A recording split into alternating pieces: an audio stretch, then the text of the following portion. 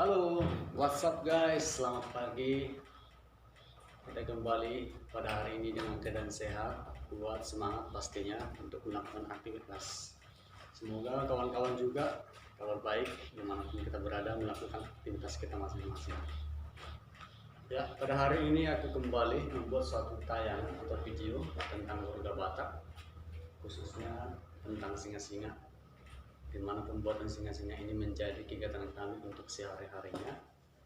Ya, bisa juga menggantungkan hidup di warga Batak ini, karena mulai dari waktu sekolah hingga tamat ya, sampai sekarang kita melakukan pekerjaan di warga Batak. Ya, mungkin sedikit yang saya ketahui tentang warga Batak. Jadi saya terlebih izin kepada para senior supaya harus memaklumi apabila ada penjelasan saya nanti yang kurang baik atau apabila ada karya-karya yang kurang menarik.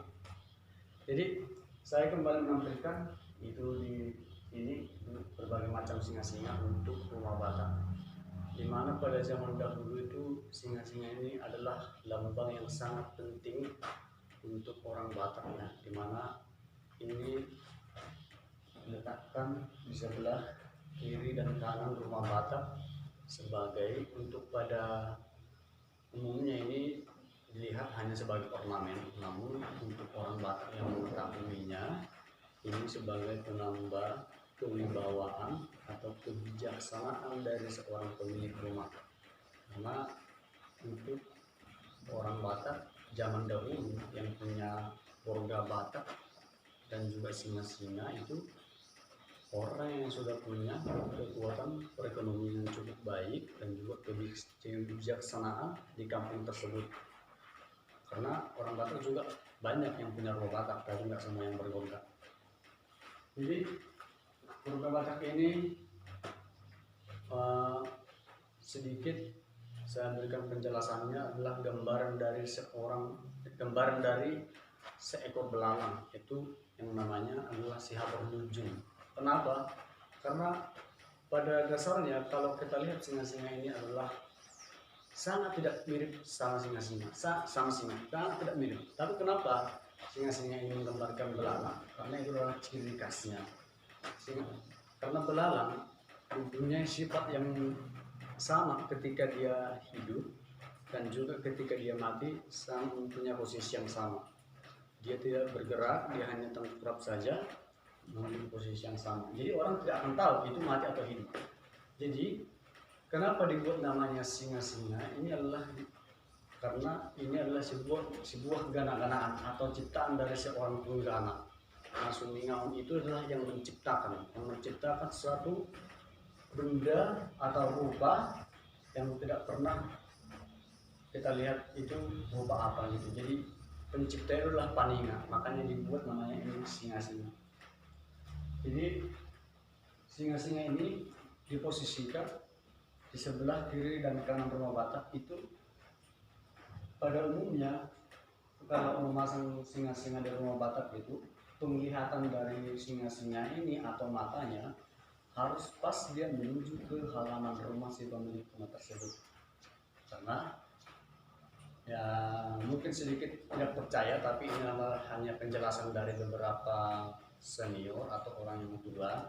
Karena pada umumnya dahulu itu singa-singa ini punya kekuatan, ya bisa juga dibilang kekuatan mistis, tapi kita juga belum bisa memastikannya karena kita hanya mana ya, pengetahuan kita belum sampai ke situ. Jadi tujuannya kenapa penglihatannya harus ke halaman pemilik rumah tersebut, itu tujuannya apabila ada seseorang yang berniat jahat atau berniat hal-hal yang tidak baik kepada si pemilik rumah tersebut, mata dari singa-singa ini sama mata dari orang yang ingin melakukan kejahatan itu saling melihat. Nah, pada zaman dahulu kan ini dibuat suatu pitonggam. Ya, pitonggam itu termasuk salah satu kekuatan mistis, tapi itu sorry saya juga belum bisa memastikannya itu benar apa enggak. Itu hanya sebagai penjelasan dari beberapa orang ya. Jadi ini bintang dari matanya ini katanya dari yang saya pernah dengar ini adalah lambang dari desa Nauban. lagu dimana pada untuk orang Batak itu dan juga untuk seluruh dunia sih punya 8 penjuru mata angin. Jadi untuk ini adalah lidahnya, ini adalah selendang ya. Jadi ini terkhusus untuk rumah Batak, ini juga untuk rumah Batak ini ada beberapa macam dan juga yang lainnya, namun masih dalam proses pengerjaan. Jadi pada umumnya dahulu singa-singa ataupun keluarga Batak itu digunakan dengan cat alami ya, yaitu dari yang putihnya dari tanah, yang merahnya dari batu, yang hitamnya itu dari buah tumbuhan ataupun sejenis dari tumbuh-tumbuhan. Yang putih itu namanya tanah buro, yang merah namanya batu gula, yang hitam itu diambil dari tumbuh-tumbuhan yang bernama adupa rango-rango. Jadi ini diracik menjadi satu warna untuk pewarnaan warna Batak.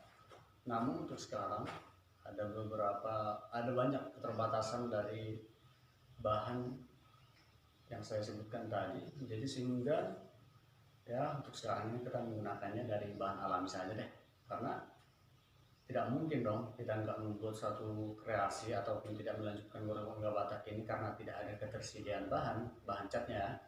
Namun kalau untuk bahan kayunya masih banyak. Pada umumnya singa-singa ataupun warga Batak itu dibuat dari bahan kayu unggil. Ini cukup baik ya, kalau di tanah Batak ini termasuk kayu kualitas nomor 1. Jadi diusahakan ya untuk membuat bahan singa-singa dengan unggil. Karena apa? Dia tahan air dan juga antar raya. Kalau soal tahan lama sudah pasti. Jadi yang saya tampilkan hari ini cuma singa-singa. Mungkin beberapa waktu lain ke depan saya akan menampilkan rumah Batak ataupun cara-cara pembuatannya. Di sini memang selalu ada kegiatan itu pembuatan singa-singa, karena ini khusus untuk galeri keluarga Batak singa-singa. Bisa juga untuk pembuatan ikut berupa naga atau bingkai foto yang berupa bongga. Jadi kalau ada di antara teman-teman yang ingin tahu tentang keluarga Batak atau cara pembuatannya, kita bisa saling berkomunikasi, bisa juga ya saling membantu lah. Karena memang saya juga sering untuk melakukan pelatihan. Kalau itu pelatihan dari teman-teman yang ingin mengetahui tentang keluarga Batak, yaitu dari luar negeri. Itu bisa dilihat di Facebook saya, teman-teman. Saya selalu melakukan pelatihan keluarga Batak. Jadi baik, untuk praktek atau cara teknik pembuatannya mungkin saya akan tampilkan di beberapa waktu ke depan. Semoga ada waktu yang pas, mulai dari penyediaan bahan, teknik pembuatan, sampai finishing juga saya akan menampilkannya. Jadi terima kasih, mungkin itulah sedikit penjelasan saya dari galeri Purga Batak. Mohon maaf kepada para senior apabila ada kekurangan bahasa atau penjelasan yang tidak baik ya. Yang namanya belajar, kita ini pasti punya kesalahan. Jadi sampai jumpa, terima kasih.